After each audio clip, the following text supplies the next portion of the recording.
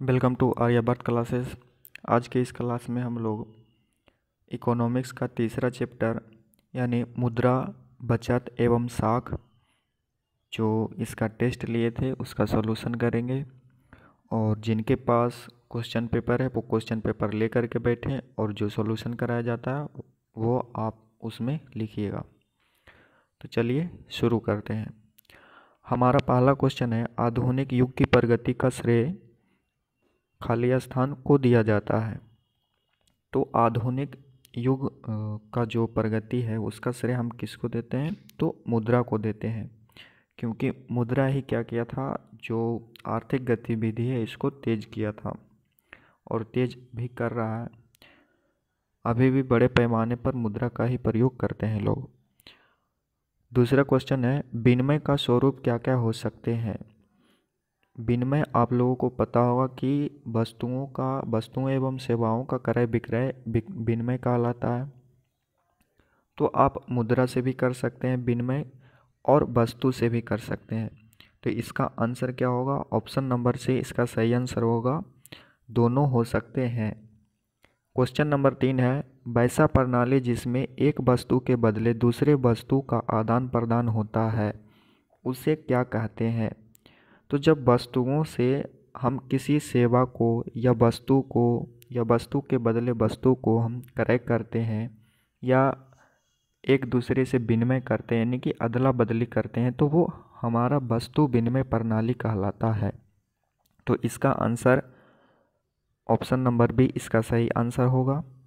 Question number 4 है, मुद्रा का आविष्कार मनुष्य की सबसे बड़ी उपलब्धि है। ये एक अर्थशास्त्री थे क्राउथर, जिन्होंने क्या बोला था कि मुद्रा का आविष्कार मनुष्य की सबसे बड़ी उपलब्धि है। इसका आंसर क्या होगा? ऑप्शन नंबर ए सही आंसर होगा।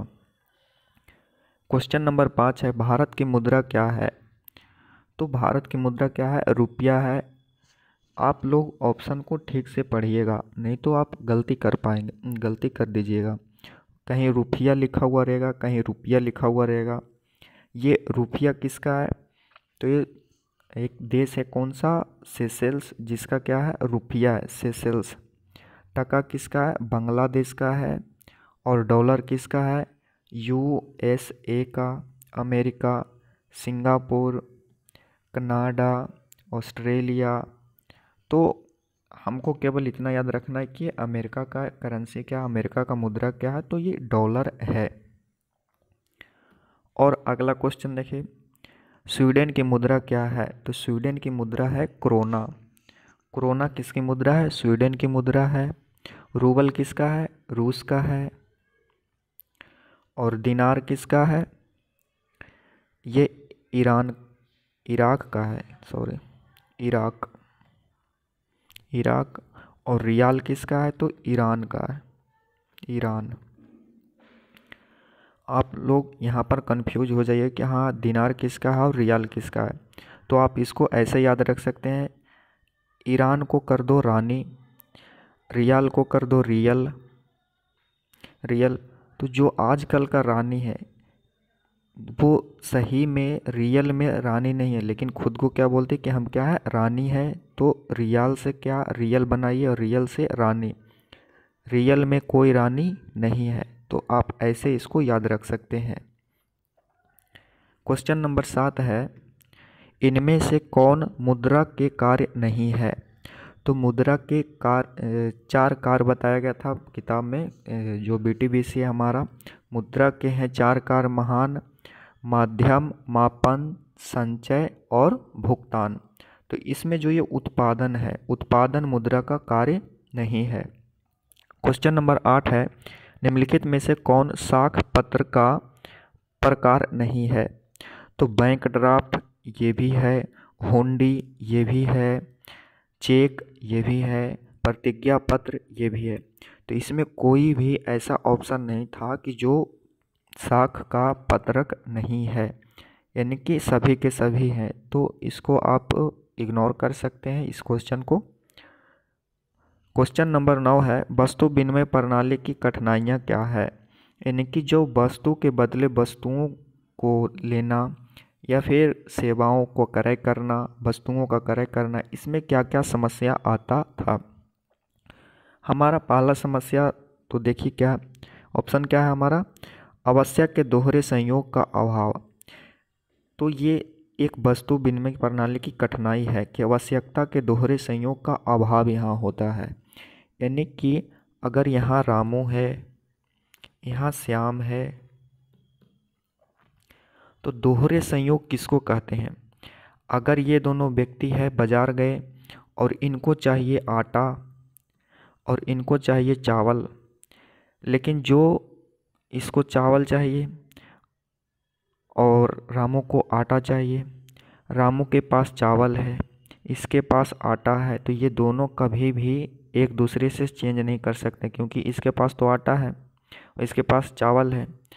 इसको चावल नहीं, इसको कुछ और दाल उल चाहिए, ठीक ना, तो ये दाल कहाँ से लेगा, क्योंकि इसके पास तो आटा है। तो ये जो दोहरे संयोग का अभाव है हमेशा ये बना हुआ रहता है कि जो व्यक्ति को जो चीज़ ज़रूरत है उसके पास नहीं है, जो उसको ज़रूरत है वो उसके पास नहीं है। तो ये दोहरे संयोग का अभाव ये क्या है, कठिनाई है। मूल्य के सामान्य मापन का अभाव ये भी हो सकता है। अब कोई कैसे बता सकता है कि इसका आटा का वैल्यू ज़्यादा है और तुम्हारा आटा का वैल्यू कम है। क्यों, क्योंकि इसका आटा का गुणवत्ता क्या है, कम घटिया था गेहूं का, और गेहूं पीस दिया तो वह आटा बन गया, तो आटा को तो पता नहीं लगा सकते हैं कि क्या है। अगर कोई बकरी है, मान लीजिए बकरी है और कोई बी बकरी है, बी व्यक्ति का बकरी और ए व्यक्ति का बकरी, तो इनमें हम कोई फ़र्क नहीं कर सकते हैं कि अगर दोनों सेम आकार सेम है तो इसमें कोई फ़र्क नहीं कर सकते हैं कि हाँ कौन बकरी ज़्यादा, अगर कोई उसको खाना चाह रहा है तो काट के खाएगा तो कौन ज़्यादा ठीक है और कौन बीमार है या फिर क्या है, तो इसका हम वैल्यू अच्छा से नहीं लगा सकते हैं। तो जो ये मूल्य के सामान्य मापन का अभाव बना रहता है।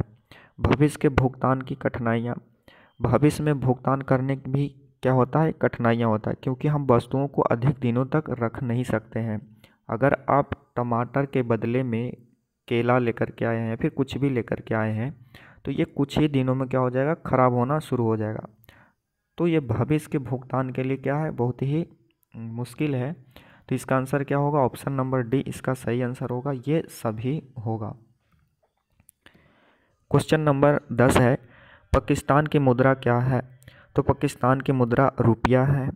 टका पता होगा कि बांग्लादेश का है, डॉलर यूएसए का है, कोरोना स्वीडन का है। ये जो करेंसी वाला है आप लोग इसको अच्छे से याद करके जाइएगा। क्वेश्चन नंबर 11 है, विनिमय का प्रारंभिक चरण क्या था। यानी कि जो सबसे पहले वस्तुओं का आदान प्रदान होता था उसका प्रारंभिक चरण क्या था। तो वस्तु विनिमय प्रणाली उसका प्रारंभिक चरण था। क्वेश्चन नंबर 12 है, बांग्लादेश की मुद्रा का नाम क्या है। तो ये टका है, डॉलर यूएसए का, अफगानी अफगानिस्तान का है, पाउंड स्टर्लिंग यूके का है, इंग्लैंड का है। क्वेश्चन नंबर 13 है, निम्नलिखित में कौन प्लास्टिक मुद्रा का उदाहरण है। डेबिट कार्ड और ये क्रेडिट कार्ड। डेबिट कार्ड को ही हम क्या बोलते हैं, एटीएम बोलते हैं, जो ऑटोमेटिक टेलर मशीन होता है। एटीएम और डेबिट कार्ड दोनों एक है और क्रेडिट कार्ड ये अलग है। यानी कि ये भी प्लास्टिक मुद्रा, ये भी प्लास्टिक मुद्रा, तो ये दोनों हो सकते हैं। क्वेश्चन नंबर 14 है, नेपाल की मुद्रा क्या है। तो नेपाल की मुद्रा ये रुपया है, नेपाली रुपया। डॉलर किसका है, यूएसए का। पाउंड स्टर्लिंग क्या है, यूके का है। रियाल किसका है, ईरान का है कि इराक का है रियाल। आप लोग कमेंट में बताइए, क्योंकि ट्रिक भी बताएं कि कैसे याद रखना है अगर भूलते हैं तो। रियाल। क्वेश्चन नंबर 15 है, 50 का नोट किसके द्वारा जारी किया जाता है। तो ये रिजर्व बैंक ऑफ इंडिया के द्वारा जारी किया जाएगा। आप लोगों को पता होगा कि जो भारत का वित्त विभाग है केंद्र का, वो 1 रुपया का नोट और सभी सिक्का, जितने भी सिक्का है सब कौन छापता है, ये भारत सरकार का जो वित्त विभाग है वो छापता है। लेकिन 2 रुपया से अधिक के नोट जितने भी होते हैं वो आरबीआई छापने का कार्य करता है। और आरबीआई भारत का केंद्रीय बैंक है जो सभी बैंकों के लिए नियम एवं जो उसका संचालन है उसको नियंत्रण करने का कार्य करता है आरबीआई। क्वेश्चन नंबर 16 है, 1 रुपये का नोट किसके द्वारा जारी किया जाता है? तो 1 रुपये का नोट केंद्र सरकार के वित्त विभाग के द्वारा ये जारी किया जाता है। क्वेश्चन नंबर 17 है, अमेरिका की मुद्रा क्या है? तो अमेरिका की मुद्रा डॉलर है। पाउंड किसका है? यूके का है। रुपया तो नेपाल का हो गया, भारत का हो गया, पाकिस्तान का हो गया। दिनार किसका है? तो ये इराक का है, इराक का दिनार। क्वेश्चन नंबर 18 है, मुद्रा के रूप में किसका प्रयोग करने के उपरांत कैसी समस्या का सामना करना पड़ सकता है? मुद्रा के रूप में अगर हम सिक्का का उपयोग करते हैं, छोटा छोटा सिक्का है 2-2 का, 5-5 का, तो कैसी समस्या आ सकता है? बड़ी रकम को एक स्थान से दूसरे स्थान ले जाने में परेशानी होगा। अगर आपको 1 लाख का 2-2 रुपये का सिक्का दे दिया जाए तो बहुत मुश्किल होगा कि एक जगह से दूसरे जगह ले जाना पड़े आपको। देश में धातुओं की कमी हो जाएगी, तो ऐसा तो कुछ होगा नहीं। उतना सारा कार बन रहा है, ये सब बन रहा है, तो धातु का कमी ही नहीं हो रहा है, तो ये सिक्का बनने से कमी तो होगा नहीं। तो इसका आंसर क्या होगा कि एक स्थान से दूसरे स्थान तक ले जाने में इसका परेशानी होगा। इंग्लैंड का मुद्रा क्या है? तो इंग्लैंड का पाउंड है। रुपया पाकिस्तान का, भारत का, नेपाल का। डॉलर यूएसए का। रूबल रूस का। क्वेश्चन नंबर 20 है, किसके द्वारा वस्तु विनिमय प्रणाली की कठिनाइयों को आसानी से हल किया गया? तो वस्तु विनिमय प्रणाली को आसानी से किसके द्वारा? तो मुद्रा के द्वारा इसको हल किया गया, क्योंकि जैसे ही मुद्रा का आविष्कार हुआ वस्तु विनिमय प्रणाली धीरे धीरे समाप्त होना शुरू हो गया। रूस की मुद्रा का नाम क्या है? तो ये रूबल है। बाकी डॉलर किसका है ये लिख करके बताइए। रुपया किसका किसका है? अफगानी किसका है? ये आप लोग बताइएगा। क्वेश्चन नंबर 22 है, वस्तु मुद्रा के रूप में क्या क्या इस्तेमाल किया जाता है? वस्तु मुद्रा के रूप में क्या क्या इस्तेमाल किया जाता था? यानी कि पहले उस समय क्या था कि जो पुराने समय था, प्राचीन समय में वस्तुओं को ही मुद्रा मान लिया जाता था। कुछ भी हो सकता था, वो चावल भी हो सकता था, हाथी दांत भी हो सकता था, कौड़ी भी मांगते थे।